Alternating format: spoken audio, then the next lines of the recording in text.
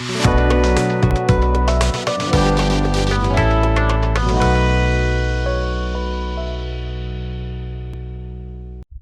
दोस्तों, मैं हूं यम वाजिद। आप देख रहे हैं पैगाम टीवी। अपनी नौयत के मुनफरिद प्रोग्राम ईद की खरीदारी पर आप सबका खैर मकदम है। बकरीद ईद की आमद है। शहर हैदराबाद में हर शख्स फिक्रमंद लग रहा है कि जानवर खरीदना है, वो भी तेलंगाना का तगड़ा सा बकरा, क्योंकि बड़े जानवर का गोश्त बच्चों को पसंद नहीं। वहीं दूसरी जानिब फिक्र लगी है कि फ्रीजर में बहुत सारा गोश्त भी रखना है, साथ ही साथ हमसायों को भी दिखाना और बताना है कि हमारे घर में कितनी कुर्बानियां होने वाली हैं। हर बच्चा जिद करने लगा है कि हमारा बकरा हमसाइयों के बकरों से जरा तगड़ा और देखने में प्यारा सा लगे। यहाँ मुझे हैरत इस बात पर होती है कि बच्चों से ज्यादा वालिदैन मुतफक्किर हैं कि अगर हमारी कुर्बानी का बकरा हमसायों और रिश्तेदारों के बकरों से तगड़ा ना हुआ तो हमारा रुआब वो दबदबा कम हो जाएगा, हमारी नाक ही कट जाएगी। जैसे भी मुनासिब हो बकरा तो खरीद लिया जाएगा और उसे खूब आराइशी अलामात से सजाते हुए पूरे मोहल्ले में घुमाया जाएगा। उसके बाद बड़ी तग उदू के साथ महंगे बकरे ज़ुबाह करने वाले खसाई को बुलाया जाएगा, जो सारे मोहल्ले में मशहूर हो, जो सबसे अच्छा गोश्त बना सकता हो। खैर, ये प्रोग्राम मुमकिन है कि आप तक ईद के दिन पहुंचे। मैं आप सभी से ये कहना ज़रूरी समझता हूँ कि अल्लाह का हुक्म तो यह है कि खालिस नियत जो लोग इस्तेताअत रखते हैं कुर्बानी दें। कुर्बानी के गोश्त में से 3 हिस्से कर लें। एक हिस्सा गरीबों और मिस्कीनों में ईमानदारी से तकसीम किया जाए, एक हिस्सा अपने अजीज रिश्तेदारों में बांट दिया जाए और बाकी बचा एक हिस्सा खुद सब्र शुक्र से तनावुल फरमा लें। 3 दिन से ज्यादा कुर्बानी का गोश्त घर में रखना नाजायज अमल है और यही कुरान और हदीस का मफहूम भी है। अब एक तरफ तो अल्लाह का हुक्म है और दूसरी जानिब नुमाइशी ईद। हमें इस बात को समझने की जरूरत है कि हम किस तरफ जा रहे हैं और याद रखने की जरूरत यह भी है कि जब कोई कौम सिर्फ नुमाइशी बन जाती है तो कुदरत किसी दूसरी कौम को उस पर मुसल्लित कर देती है। ईद उल ज़ुहा के पेश नज़र हम भी बकरा खरीदने निकल पड़े। हमारे साथ हमारे दोस्त मिर्जा जी भी थे। हैदराबाद में बकरा या बकरे खरीदना काफ़ी आसान हो गया है। सड़कों के किनारे लोग बकरों को खड़ा कर देते हैं, पसंद आया तो उठाया, मोटरसाइकिल पर बीच में रखा और निकल गए। खैर, हम भी बकरा खरीदने खड़े हैं। अमूमी तौर पर हम ज्यादा मोल तोल पर यकीन नहीं रखते। जहां कोई चीज नजर को भाई और खरीदने की सकत हुई तो खरीदारी से नहीं चूकते। लेकिन इस दफा मैं काफी तलाश और बिसियार के बाद भी कुर्बानी का बकरा खरीदने में दुश्वारी महसूस कर रहा था। बाजार में बकरे तो बहुत हैं, कुछ तगड़े दुम्बे, कुछ मिस्कीन हैं, लेकिन महंगाई ने ऐसी मत मारी है कि किसी में हिम्मत और सकत ही नहीं कि एक बकरा ही खरीद लिया जाए। लेकिन ये बात भी दुरुस्त है कि महंगाई के इस दौर में जब ईद कुर्बान की आमद है, ऐसे में कौन होगा जो खुद बकरा नहीं बनता। अक्सर लोगों की ख्वाहिश होती है कि हमारा जानवर सस्ता होने के साथ साथ सबसे अच्छा, प्यारा और खूबसूरत हो, जबकि कुछ लोग फराख दिली दिखाते हुए अपनी क़ुव्वत खरीद से ज्यादा रकम अदा करते हुए इस मजहबी फरीजे से बहुस्न खूबी ओहदा बरा होते हैं। हम सड़क पर जानवरों का मुशाहिदा कर रहे थे कि मिर्जा जी ने एक जानिब उंगली दिखाई जहां बहुत सारे सजे सजाए बकरे खड़े थे। मैं साफ देख रहा हूं कि जानवरों की मंडियां अब जदीद रंग में रंगती दिखाई दे रही हैं। ऐसा लग रहा है कि जैसे ये मंडी मवेशियां नहीं बल्कि जानवरों का बाजार हुस्न लग गया है। قبل ازیں دیہاتوں سے لوگ اپنے جانور شہر لا کر بیچا کرتے تھے، مگر اب سرمایہ کاروں اور بے روزگاروں جو قرض پر روپیہ ادھار لے کر اس کاروبار میں قدم رکھ چکے ہیں، ان کے علاوہ مارکیٹنگ کرنے والوں کی آمد سے منڈیوں میں صحت مند مقابلوں کی فضا قائم ہو گئی ہے۔ منڈی کے تقاضوں کے مطابق اب جانور فروخت کرنے والے نیا حربہ ڈھونڈ نکالے ہیں۔ اس کی فروخت کے ساتھ ساتھ جانوروں کی خوبیاں بھی یہ لوگ گاہکوں کو سمجھانے لگے ہیں۔ بیوپاری حضرات گاہکوں کو متاثر کرنے کے لیے کس طرح بکروں کی خوبیاں بیان کر رہے ہیں، ملاحظہ کیجیے۔ ایک دکاندار پکار رہا ہے، آئیے میرے پاس شرارتی بکرا ہے جو کہ صحت مند، فربا اور چست ہے۔ ہم نے بکرے کی ایک قسم پہلی مرتبہ دیکھی۔ دکاندار کہہ رہا ہے، یہ بکرا کسی تعارف کا محتاج نہیں، اس کی شرارتیں سیدھے دل میں اتر جاتی ہیں، اس کی خوبیاں بیان نہیں کی جا سکتی، یہ خود ہی اپنی خوبیوں کا مجموعہ ہے۔ خرید کر دیکھ لیں، پتہ چل جائے گا کہ میں جھوٹ نہیں بولتا۔ اس کی معصوم شکل و صورت پر نہ جانا، اندر سے یہ بہت شرارتی ہے۔ ایک رک کر دکاندار نے مرزا جی کو بغور دیکھا اور کہا، ویسے صاحب برا نہ مانے، شکل تو آپ کی بھی اس بکرے سے ملتی جلتی ہے، اگر دونوں کو ایک ساتھ باندھ دیا جائے تو فرق کرنا مشکل ہو جائے گا کہ ان میں سے بکرا کون سا ہے۔ مرزا جی نے غصے سے مجھے دیکھا اور سڑک کے دوسری جانب کھڑی ایک خاتون اور اس کے شوہر کی جانب اشارہ کیا، چلو وہاں چلتے ہیں۔ جب ہم دونوں وہاں پہنچے تو خاتون نے ہم سے کہا، ہمارے یہاں نئے فینسی بکرے آئے ہیں جو ہندی فلم انڈسٹری کے اداکاراؤں کے فیشن سے متاثر ہیں اور فینسی بکرے کہلاتے ہیں۔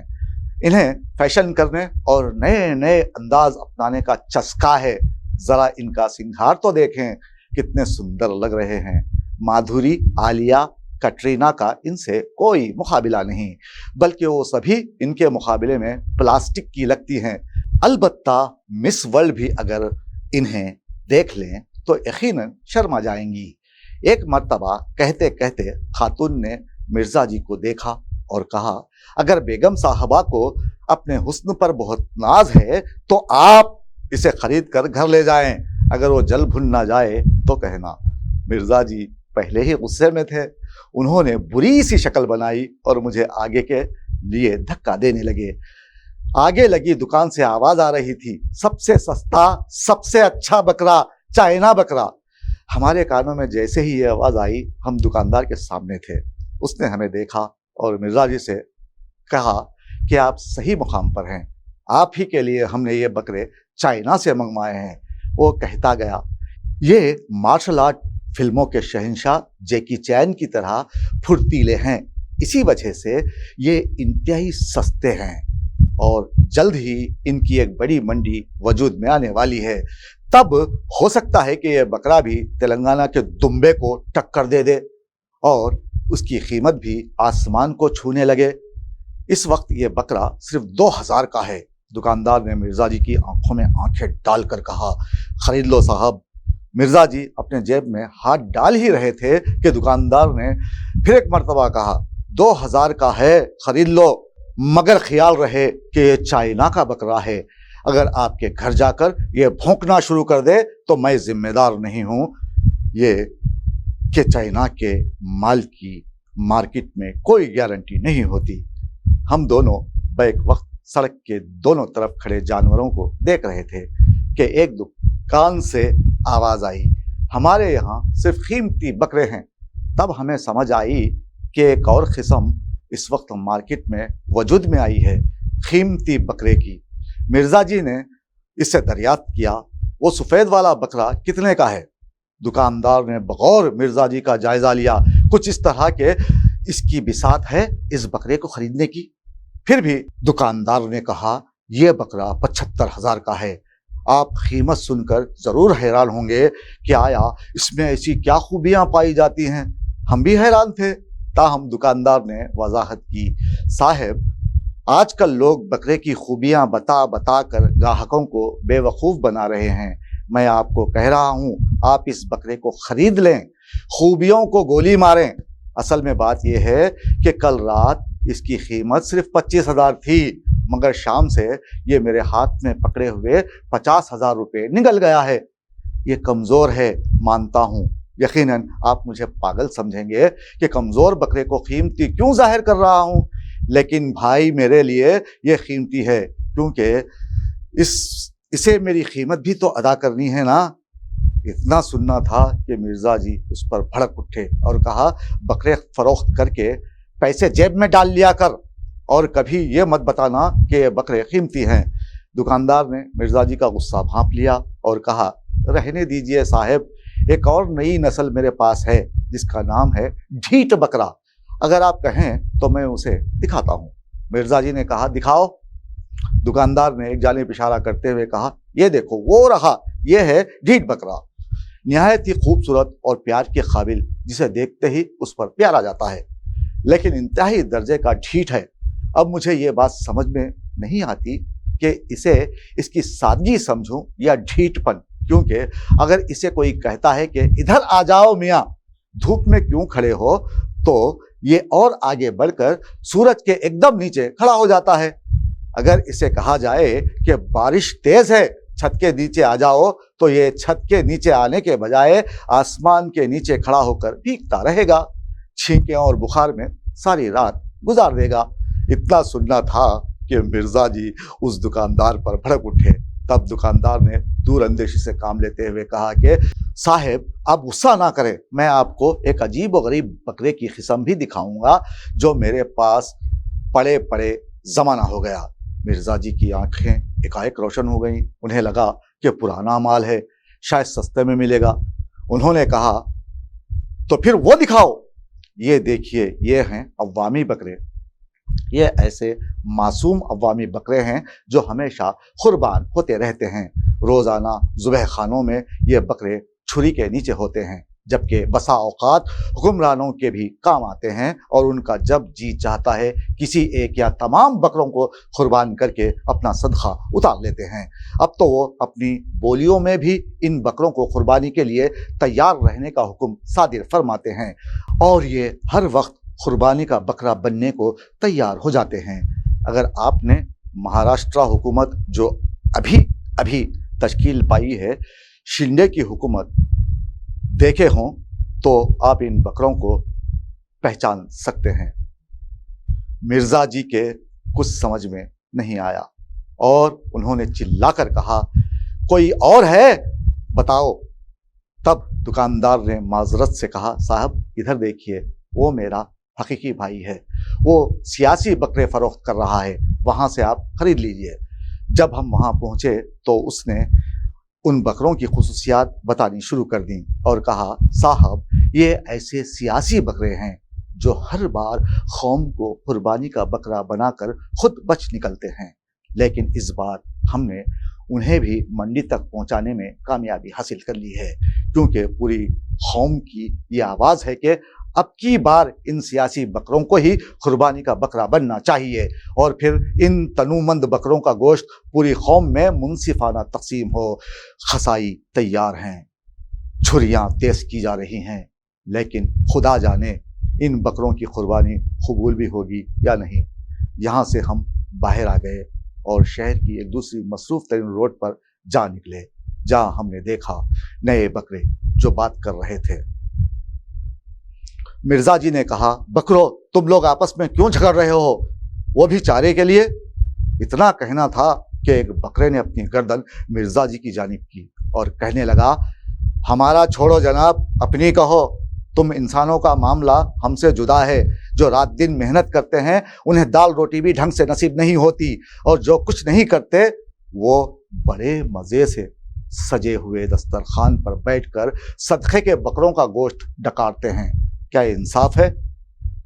ذرا ہم بکروں کی دنیا کا جائزہ لو، بکرا چھوٹے گھر کا ہو یا بڑے گھر کا، سبھی ایک طرح کا چارہ چرتے ہیں۔ اچانک مرزا جی نے کہا، خاموش ہو جا بکرے۔ تبھی ایک بکرے نے انہیں آنکھیں دکھائیں اور کہنے لگا کہ کیا بات ہے، آ گئے نا انسانوں والی ذہنیت پر؟ ہم مفاہمت کی سیاست پر یقین نہیں رکھتے، اگر کوئی بات بری لگتی ہے تو جی بھر کے شور مچاتے ہیں، اور اپنے مالک کی توجہ حاصل کرنے کی کوشش کرتے ہیں۔ انڈر دی ٹیبل سیٹلمنٹ کے ذریعے چپ رہنا اور شخصی مفادات کے چھرے سے اجتماعی مفادات کا جھٹکا کرنے کی خصلت تم انسانوں کو مبارک۔ اتنا سننا تھا کہ مرزا جی نے بکرے کی خریدی کا منصوبہ ملتوی کر دیا۔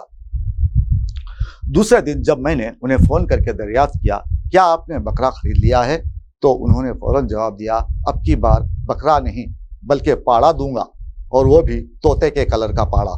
ڈھونڈ رہا ہوں، مل جائے تو قربانی کے لیے لے لوں گا۔ تنگی حالات نے مجھے سوچنے پر مجبور کر دیا کہ اس سال قربانی نہ کی جائے، اور مرزا جی کی طرح بہانہ بنانے کے بجائے میں نے سوچا اجتماعی قربانی میں حصہ ڈال دیا جائے، اور سوچنے لگا کہ پہلے عید قرباں پر چاروں جانوروں کا خون دیکھ کر ہم خوش ہوا کرتے تھے۔ وہ بھی کیا دن تھے کہ ہم سوچتے تھے کہ مسلمانوں نے بڑی قربانیاں کی ہیں، لیکن ان دنوں تو سارا سال ہی خون کی ندیاں بہتی ہم اپنی آنکھوں سے دیکھ رہے ہیں، وہ بھی انسانی خون کی۔ ہم نے کبھی نہیں سوچا تھا کہ جس کے لیے اللہ تعالیٰ نے کائنات میں بے شمار نعمتیں پیدا فرمائیں، جس کو ساری مخلوق سے افضل بنا کر دنیا میں بھیجا اور اشرف المخلوقات کا شرف بخشا، وہ انسان اپنی اصلیت کو بھول کر جانوروں کی طرح زندگی بسر کر رہا ہے۔ یہاں تک کہ اب تو بکرے بھی انسان کو تانا دینے لگے ہیں کہ وہ بکرے ہیں، انسان نہیں۔ افضل ہونے کے باوجود انسان کی کوئی قدر و قیمت نہیں، اور بکروں کی قیمتیں آسمان چھو رہی ہیں۔ اب بکروں کی قدر و قیمت دیکھ کر دل کرتا ہے کہ کاش میں بھی بکرا ہوتا تو میری بھی کوئی قیمت ہوتی، عید قرباں پر مجھے بھی کوئی خریدنے آتا۔ انسان کا تو فروخت ہونا بھی ممکن نہیں، عمر گزری گلے میں برائے فروختہ کارڈ لٹکائے پھرتے ہیں، پر بجائے قیمت ملنے کے لوگ پوچھتے ہیں تمہیں خریدنے کا کیا فائدہ، پہلے یہاں اپنی روٹی پوری نہیں ہو رہی تو تمہیں کہاں سے کھلائیں گے۔ باتیں ہوتی رہیں گی۔ تمام عالم کے مسلمانوں کو عید مبارک۔ اختر کے اس شعر کے ساتھ قربانی ہے واجب آج اختر تو بھی، قربانی ہے واجب آج اختر تو بھی، توبہ کو خدا کے نام پر قربان کر۔ دوستو، آپ دیکھ رہے تھے پیغام ٹی وی۔ اگر آپ کو بکروں کی اقسام اچھی لگی ہیں تو آپ ہمارے چینل کو سبسکرائب کرنا نہ بھولیں۔ آپ کے ایسا کرنے سے ہماری حوصلہ افزائی ہوگی۔ مجھے دیجیے اجازت۔ آداب، شب بخیر۔